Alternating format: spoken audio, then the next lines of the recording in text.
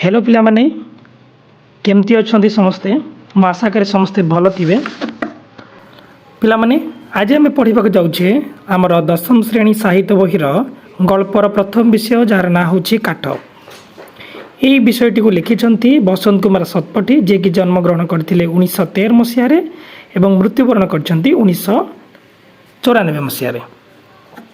प्रथमे विषयटी को पढ़ा पूर्व लेखक परिचय को पढ़ा। बसंत कुमार शतपथी मयूरभंज जिला बारिपदा सहर अनति दूर पांदड़ा ग्राम 26 जून 1913 गाल्पिक बसंत कुमार शतपथी जन्मग्रहण करते। बहु संघर्ष भितर जीवन कटाई इंग्राजी साहित्य एमए पास पर बारिपदा राजा अधीन में चाकरी जीवन आरंभ करते। भंज प्रतिपर संपादना 1949 मसीह मयूरभंज ओडिशा सहित मिशीजु से इंग्राजी साहित्यर अध्यापक भाव कार्य कले। फकीर मोहन कॉलेज अवसर नेला पर से किछि काल स्वर कॉलेज अध्यक्ष भाव कार्य कले। जड़े वरिष्ठ कथाकार भाव से आंटी रोमांटिक गल्प संकलन ओडिया साहित्य एकाडेमी पुरस्कार पाइथिले। पिला माने एटा समस्ते मन रखिबे बसंत कुमार शतपथी केउथि ओडिया साहित्य एकाडेमी पुरस्कृत होइतिले। से गल्प हूँ आंटी रोमांटिक मन रख बोर्ड ओरिएंटेड क्वेश्चन। तांको गल्प पुस्तक मध्य गोटे आलू गंगा गांगी आकाशी फूल नीड़ाश्रयी हैदराबाद अंगूर मांसासी मानक उद्देश्य अजागा घा मेजर ऑपरेशन गरीब हटाओ और अन्यान्य गल्प पुओपाई झील प्रभृति उल्लेखयोग्य। पिला माने ये विषय जहाँ जहाँ सब गल्प रही अर्थात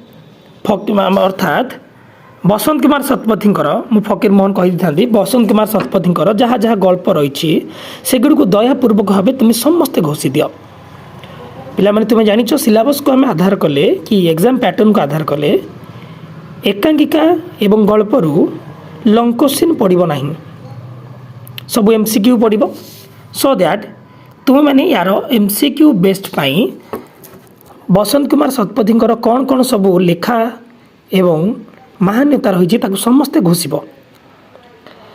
काठ गल्पर आधुनिक मनुष्यर स्वार्थ्य एवं सठता चरित्र एवं समाजर निम्न वर्गर लोक मानकर सरलता एवं स्वाभिमान स्वरूप प्रदर्शित करा।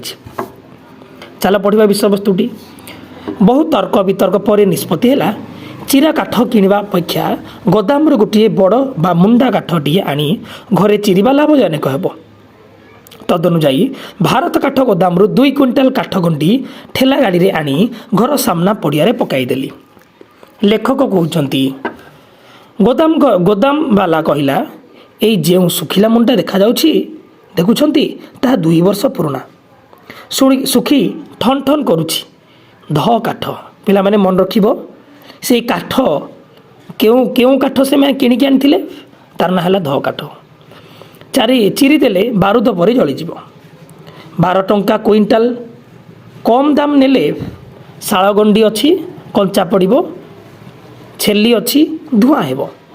तेणु आम लेखार जानीपारे पिला माने जे लेखक एटी काठटी को घर रोषे कार्यपाई कि जालेनी उपयोगी व्यवहार करने को चाहते। जदि शाल गंडी ने तेरे कंचा पड़ो और से छेली रहा न जली कुहुला हेब बोली से अनुमान करुँच। जंगल राज्यर लोक मु जानी केउ काठ केमिति जले। पिला माने समस्ते मन रख ये उक्ति लेखक लेखक निजे कहते मु जंगल राज्यर लोक। एटा एग्जाम ओरिएंटेड क्वेश्चन आसीबो जंगल राज्यर लोक मु ये उक्ति कहार है किंबा लेखक क्यों राज्यर लोक बोली कहते तुम से लिख लेखक जंगल राज्यर लोक बोली कहते। बेसी दाम पड़ू पछे फुरफुर होई जलिबा काठ को पसंद कली। घर कणे अलंधु जमीब नहीं कि धुआं पंखा गुड़िक कला हेब नहीं। किंतु सप्ताह है काठ जेउठी अच्छी सेठी पड़ी चिरा होई निया चिरा हेबार ना गंध नहीं। कौन परब जो सांताल देखा दर्शन मिलूना तांकर हांडिया खिया कुकुड़ा लड़ई धुमुसा मादल सर ना मो काठ चिरा हेब ପିଲାମାନେ ସମସ୍ତେ ମନେ ରଖ, ଲେଖକ କାହାକୁ ଅପେକ୍ଷା କରିଥିଲେ କାଠ ଚିରିବାକୁ? ସାନ୍ତାଳୀମାନଙ୍କୁ। କୋଶ୍ଚିନ୍ ଆସିବ, ସାନ୍ତାଳୀମାନେ କେଉଁ କାର୍ଯ୍ୟରେ ବ୍ୟସ୍ତ ଥିଲେ ଯେଥିପାଇଁ ଲେଖକଙ୍କ କାଠ ଚିରା ହୋଇପାରିନଥିଲା? ତୁମେ ଲେଖିବ ହାଣ୍ଡିଆ ଖିଆ, କୁକୁଡ଼ା ଲଢ଼େଇ, ଧୁମୁସା ମାଦଳ ଗୋଟେ ବାଦ୍ୟଯନ୍ତ୍ର ପିଲାମାନେ। ଏହାପରେ ଏଣେ ଘରେ ଫାଳିଏ ବୋଲି କାଠ ନାହିଁ, କାଠ କଟା ହେଲେ ଜଳାଯିବ। ଆଜି ରବିବାର, ବେଳ 9ଟା ହେଲାଣି, ପ୍ରଚଣ୍ଡ କଣି କଣି ଶୀତ ସାଙ୍ଗକୁ ପ୍ରବଳ ବରଫ। ପିଲାମାନେ ମୁଁ ଯାହା ବି ତୁମକୁ ଏ ଭିଡ଼ିଓ ମାଧ୍ୟମରେ ଜଣାଉଛି, କାଇଣ୍ଡଲି ଯଦି ପାରୁଛ ଟିକେ ନୋଟ୍ କରିଦିଅ। ଏଠି ଭେରି ମଚ୍ ଇମ୍ପୋର୍ଟାଣ୍ଟ କୋଶ୍ଚିନ୍ ଯେ ଲେଖକ ଯେଉଁ ସମୟରେ କାଠ କାଟିବାକୁ ନିଷ୍ପତ୍ତି ନେଇଥିଲେ ସେହି ସମୟରେ କେଉଁ ଋତୁ ଅନୁଭୂତ ହୋଇଥିଲା? ଆନ୍ସର୍ ହେବ ଶୀତ ଋତୁ। ଶୀତ ଋତୁ ସମୟ ଥିଲା ସେ ସମୟରେ। ବାରଣ୍ଡାରେ ଆରାମ ଚେୟାର ପକାଇ ଖରାକୁ ପିଠି କରି ବସିଥାଏ। ଖବରକାଗଜରୁ ଆଦିବାସୀମାନଙ୍କ ପାଇଁ ଗତ 30 ବର୍ଷ ଧରି ଆମେ କ'ଣ କରିଛୁ ତାହା ବିବରଣୀ ଓ ହିସାବ କିତାବ ଅନୁଧ୍ୟାନ କରୁଥାଏ। ହଠାତ୍ ମୋତି ଭୋ ଭୋ ଭୁକି ଉଠିଲା। ଏଠି ପୁଣି ଥରେ କହି ରଖିବାକୁ ଚାହେଁ, ଲେଖକଙ୍କର କୁକୁରର ନାଁ ହେଲା ମୋତି। ଲେଖକଙ୍କର ମୋତି କିଏ? ନା ଲେଖକଙ୍କ କୁକୁର। କିବା କୋଶ୍ଚିନ୍ ଆସିବ, ଲେଖକଙ୍କ କୁକୁର ନାମ କ'ଣ? ତୁମେ ଲେଖିବ ମୋତି। ଚମକି ପଡ଼ି ଦେଖିଲେ ଅନ୍ଧାରିରେ କୁରାଡ଼ି ପକାଇ ଗୋଟିଏ ଦରବୁଢ଼ା କାଠ ଚିରାଳି ସଡ଼କ ଆଡ଼ୁ ମୋ ଆଡ଼କୁ ଢଳି ଢଳି ଆସୁଛି। ସିଧା ସାମ୍ନାକୁ ଆସି ସେ ପଚାରିଲା, କାଠ କାଟିବୁ ବାବୁ? ମନେ ମନେ ଭାବିଲି, ବର୍ଷ ବର୍ଷ ଧରି କୋଟି କୋଟି ଟଙ୍କା ଖର୍ଚ୍ଚ କରି ଏମାନଙ୍କୁ ଆମେ ସାକ୍ଷର କରିବା ପାଇଁ ଚେଷ୍ଟା କରିଲୁ ସିନା, ଲାଭ କିଛି ହେଲା ନାହିଁ। ଭାଷା ଟିକକ ବି ଶିଖିପାରିଲେନି। କହୁଛି କ'ଣ ନା କାଠ କାଟିବୁ ବାବୁ। କି କ୍ରିୟା, କି କର୍ତ୍ତା?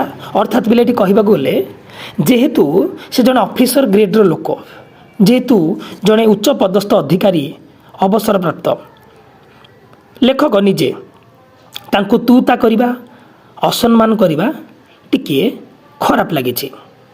ଏବଂ ଯେହେତୁ ସେ ସାନ୍ତାଳ, ତେଣୁ ସେମାନଙ୍କର ଭାଷା ସମ୍ମାନ ଟିକିଏ କଳୁଷିତ ରହିବ।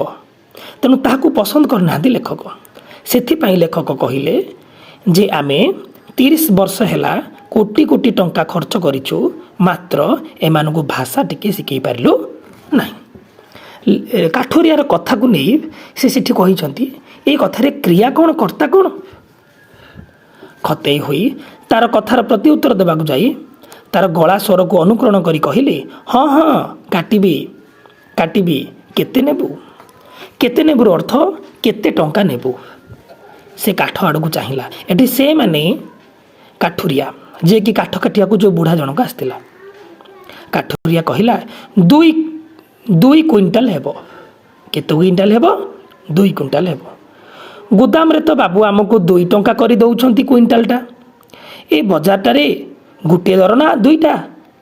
2 ତୁ 4 ଟଙ୍କା ଦେବୁ, ଆର୍ କେତେ? ଅର୍ଥାତ୍ ଏଠୁ ମନେ ରଖ ପିଲାମାନେ, ଏଇ ବୁଢ଼ାଟି ହିଁ ଏ ଗୋଦାମରେ କାଠ କାଟୁଥିଲା। ଯେଉଁ ବୁଢ଼ାଟି ଆଜି ଆସିଛି କାଟିବା ପାଇଁ କାଠ, ସେଇ ବୁଢ଼ାଟି ହିଁ ସେଇ ଭାରତ କାଠ ଗୋଦାମ, ଯେଉଁ କାଠ ଗୋଦାମରୁ କାଠ ଗଣା ହେଇଥିଲା, ସେ ଭାରତ କାଠ ଗୋଦାମରେ କାମ କରୁଥିଲା। ସେ ଗୋଦାମରେ ତାକୁ କାଠ କୁଇଣ୍ଟାଲ ପିଛା 2 ଟଙ୍କା ଦିଅନ୍ତି କାଠ କାଟିବା ପାଇଁ। ସେ ବି ଲେଖକଙ୍କୁ ସେ କହିଲା, ମୋତେ 2 ଟଙ୍କା ଦେବୁ। କିନ୍ତୁ ଲେଖକ କହୁଛନ୍ତି, ନାହିଁ ନାହିଁ 4 ଟଙ୍କା ହେବ ନାହିଁ। କାହିଁକି ନା ଲେଖକ 2 କୁଇଣ୍ଟାଲର କାଠ ଆଣିଛନ୍ତି। ଲେଖକ 2 କୁଇଣ୍ଟାଲର ଦହ କାଠ ଆଣିଛନ୍ତି। ତେଣୁ ସେ ମଙ୍ଗୁ ନାହାନ୍ତି। 2 କୁଇଣ୍ଟାଲକୁ ଯଦି କୁଇଣ୍ଟାଲକୁ 2 ଟଙ୍କା ହୁଏ, ତାହେଲେ 2 କୁଇଣ୍ଟାଲକୁ 4 ଟଙ୍କା। ତେଣୁ ସେ ବାର୍ଗେନିଂ, ମୂଲ ଚାଲ କରିବାକୁ ଲାଗିଲେ। ନାହିଁ ନାହିଁ 4 ଟଙ୍କା ହେବନି, ମୋତେ ବହୁତ ପଡ଼ିଯାଉଛି, 3.5 ଦେବି। କାଠବାଲା ନେଲା 24। ପିଲାମାନେ ଟିକେ ହିସାବ କରିବା, କାଠବାଲା ନେଲା 24। କାହିଁକି 24? କାରଣ କୁଇଣ୍ଟାଲ ପିଛା 12 ଟଙ୍କା ପଡ଼ିଲା। ତେଣୁ ଲେଖକ ଯେହେତୁ 2 କୁଇଣ୍ଟାଲ କାଠ କାଠବାଲାଠୁ ଆଣିଛନ୍ତି, ତେଣୁ କାଠବାଲା ନେଲା 24 ଟଙ୍କା। ଠେଲାବାଲା ନେଲା 4 ଟଙ୍କା। ଯେହେତୁ ଠେଲାରେ ଆଣି ତାଙ୍କ ଘର ପାଖକୁ ଆଣିଲା।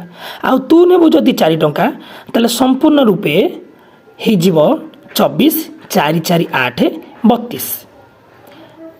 ଗ୍ୟାସ୍ ଚୁଲି ତ ବରଂ ଶସ୍ତା ହେବ, 3 ଟଙ୍କା 8 ଅଣାରେ କାଟିବୁ ତ କାଟ, ନହେଲେ ଚାଲିଯା।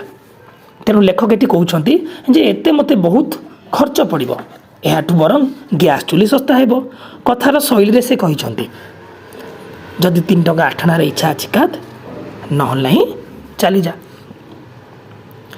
ସେ କ'ଣ ଗଳାରେ କହିଲା, ତୁ ବି ବାବୁ ଏମିତି କାଠୁରିଆ ହେବୁ ତ ଆମର ଗରିବ ଲୋକ ବଞ୍ଚିବ କେମିତି? 4 ଅଣା 8 ଅଣା କରି ଆମର ସାଙ୍ଗେ ଝଗଡ଼ା କରିବୁ? ତୋତେ ଭଗବାନ ବଡ଼ ଲୋକ କରିଛି। କେତେ ପଇସା ତୋର କେଡ଼େ କୁଆଡ଼େ ଯାଉଛି।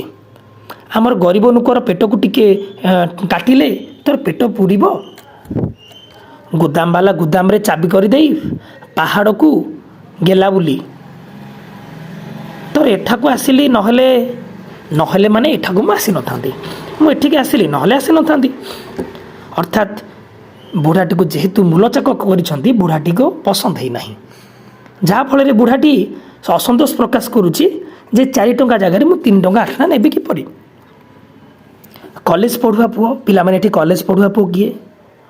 ନିଶ୍ଚୟ ବୁଢ଼ାର ତ ପୁଅ ହେଇନଥିବ। ଏ ପୁଅଟି ହେଉଛନ୍ତି ଲେଖକଙ୍କ ପୁଅ, ଯେ ଜୀବନରେ ପଇସାଟିଏ ରୋଜଗାର ବି କରିନାହିଁ। ମାନେ କଲେଜ ପଢ଼ୁଆ ପୁଅ, ବ୍ୟାଚଲର। ଦରଜା ପାଖରେ ଛିଡ଼ା ହୋଇ ସବୁ ଶୁଣୁଥିଲା।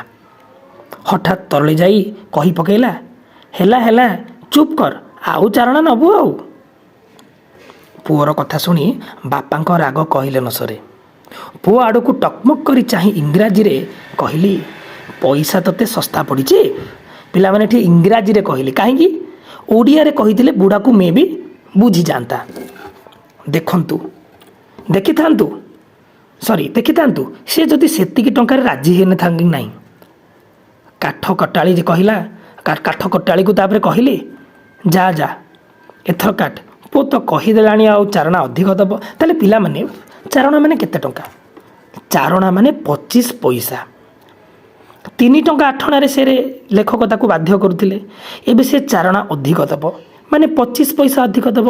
ତାହେଲେ କେତେ ଟଙ୍କା ହେଇଗଲା? 3 ଟଙ୍କା 75 ପଇସା।